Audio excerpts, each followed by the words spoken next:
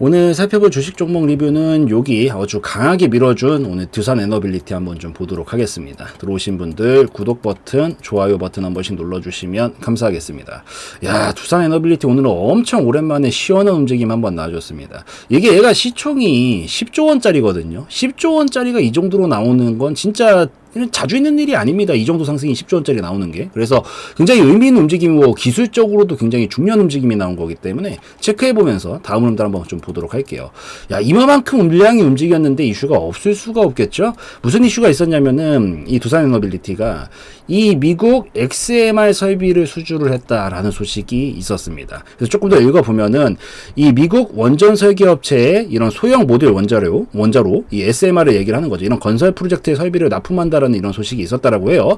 그래서 두산에너빌리티가 이 미국 최대 소형 모듈 원자로 설계업체인 뉴스케일 파워가 짓는 370억 달러 50조 원 규모입니다. 50조 원이에요. 50조 원 규모의 이런 SMR 건설 프로젝트에 원자로 그리고 증기 발생 기튜브 등 이런 주기기를 납품을 한다라고 전해졌다라고 하고 공급 물량은 이 중에서 2조 원이 넘는 걸로 알려졌다고 합니다. 엄청난 이슈가 맞긴 하죠. 그러니까 이만큼 움직일 수밖에 없었던 거고, 두산 에너빌리티가 이런 이슈가 나오니까 오늘 두산 관련한 이런 종목들도 같이 움직임이 좀 나와주는 상황이다라고 보시면 됩니다. 아무래도 이렇게 무거운 종목들은 이런 수주라든가 이런 것들, 특히나 이런 수주 가지고 되게 이슈가 많이 나오는 것들이 사이즈가 큰 애들이 되게 많이 나오거든요. 뭐 대표적으로 조선, 선박 사이즈 엄청 크잖아요. 그러니까 이런 것들이나 뭐 방위산업 쪽도 사이즈가 크다 보니까 이런 이슈들 가지고 많이 나오고, 이런 특히나 수주라든가 이런 이 시총 자체가 큰 종목들 같은 경우에는 뭐 일일이 하나하나의 조그마한 이슈들도 뭐 물론 중요하긴 하지만 그거보다 이렇게 직접적으로 매출에 연관이 되고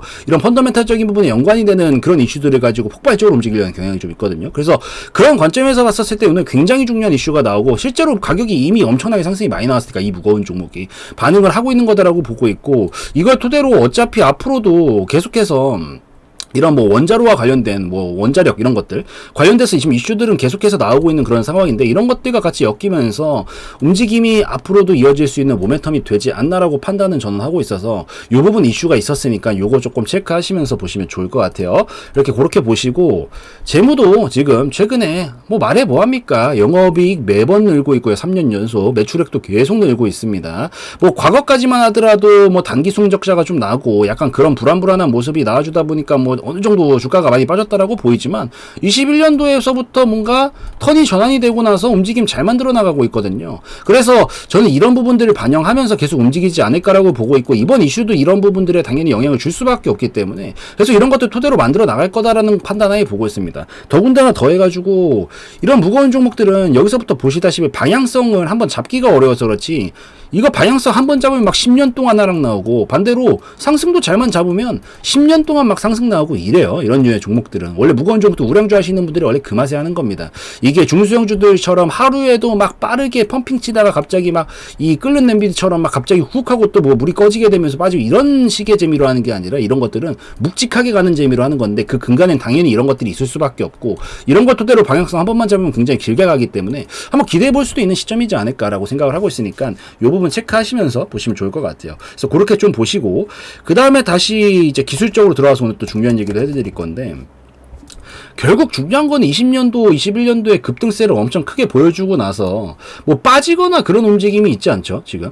만약에 원래 올라가면 빠져야 되는 게 당연한 거예요. 근데 얘 안 빠지고 옆으로 가고 있다는 거 무슨 얘기예요? 제가 이게 방식이 두 가지 방식이 있다고 그랬어요. 가격이 상승이 나오면 이거에 대한 반발작용이 나오는 방식이, 가격으로 끌어올렸던 거를 그대로 가격으로 빼버리면서, 이걸 가격 조정이라고 부르죠. 다시 이 반작용을 만드는 경우들이 있고요. 가격으로 끌어올렸던 거를 가격으로 빼지 않고 그냥 옆으로 기간행보만 하는 방식이 있어요. 이걸 기간행보라고 부르죠. 뭐 다 말해버렸네요. 기간행보라고 부르죠.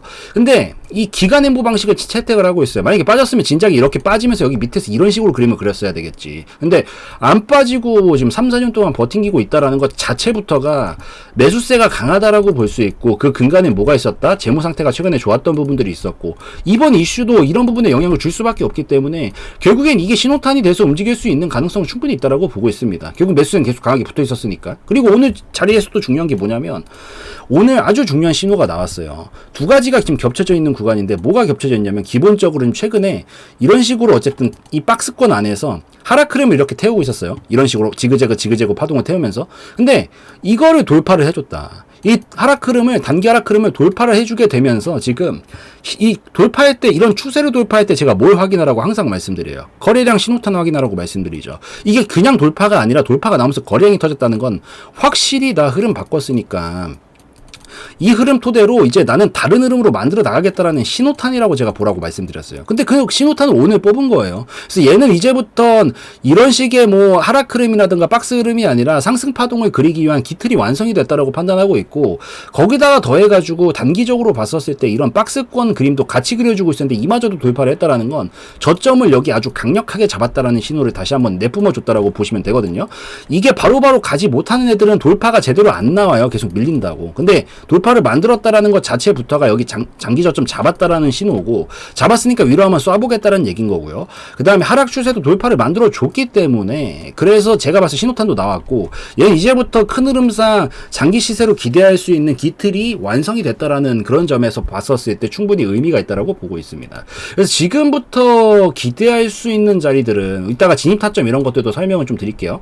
우선 기대할 수 있는 첫 번째 자리는 어디까지 보낼 수 있겠어요? 우선 여기까지는 보낼 거예요. 왜? 이 하락 추세 돌파했잖아요.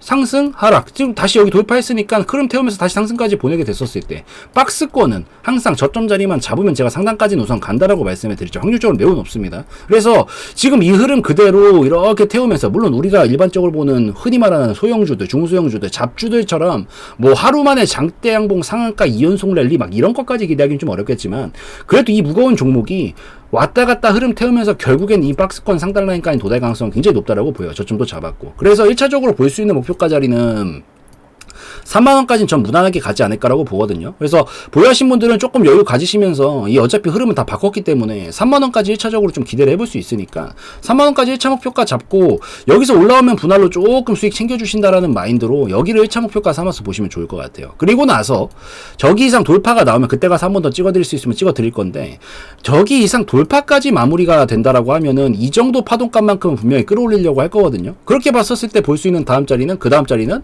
9만원 정도까지 기대를 해볼 수가 있다는 거죠. 그래서 1차 목표가 3만원, 2차 목표가 9만원이고, 아까도 말씀드렸지만 이 우량주들은 방향성을 한번 잡기가 어려워서 그렇지, 방향성을 한번 잡으면 그 기간으로 몇 년이고 가려는 경향이 좀 있어요. 물론 시간 투자는 당연히 해야겠죠. 우량한 종목이고 10조 원이 넘는 종목인데, 근데 천천히 지금 어차피 흐름도 바꿔줬겠다, 천천히 흐름 태우면서 이 파동 그대로 이끌고 가게 됐었을 때 3만원 이상 돌파까지 나와주면 전 9만원까지 무난하다라고 보입니다. 그래서 제껴줄 수만 있으면 9만원까지 기대해볼 수 있으니까 1차 목표가 3만원, 2차 목표가 9만원까지 좀 잡고 보시면 되겠다 말씀을 드릴게요.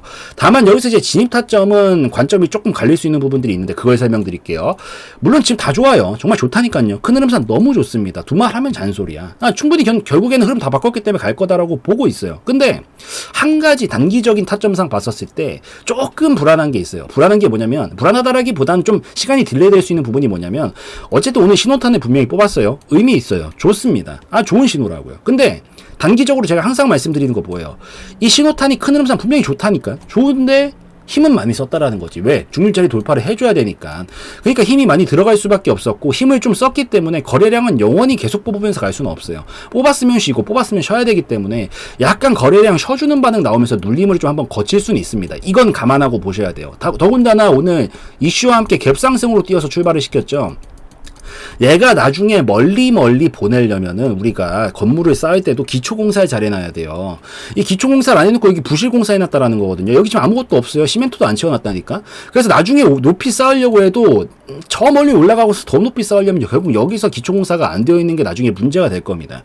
그래서 보통 이렇게 갭상승으로 띄우면서 거래량이 터졌던 움직임 다음에는 바로 대랠리 시대로 가는 것보다 눌러주면서 여기 자리들 있죠. 이 기초공사가 안 되어 있는, 이 부실공사가 되어 있는 구간들을 다 메워주고 나서 이런 식으로 파동을 태워서 저점부터 높여잡고 가는 경우들의 확률이 조금 더 높습니다. 그래서 지금 당장 보유하신 분들은 뭐 달갑지 않은 얘기일 수도 있겠어요. 내 종목 바로바로 가야 되는데 좀 눌렀다 간다고? 싫을 수 있는데, 확률적으로만 저는 말씀을 드리는 거니까. 얘가 어쨌든 여러분들이 결국엔 뭐로 가나 도로 가나 이렇게만 가면 되잖아요. 근데 이걸 만들려면 올라가면 올라갈수록 무거워지기 때문에 이런 기초공사를 잘 해놔야 된다고. 더군다나 오늘 힘도 좀 썼고요. 그래서 약간 눌림을 거치고 갈 수 있으니까 그거 감안하고 보셔야 된다. 그래서 오히려 진입 타점으로 보실 분들은 바로 보지 마시고 이거 눌러줄 가능성이 있거든요. 그냥 가주면은 보유하신 분들의 영역이 되는 거고요.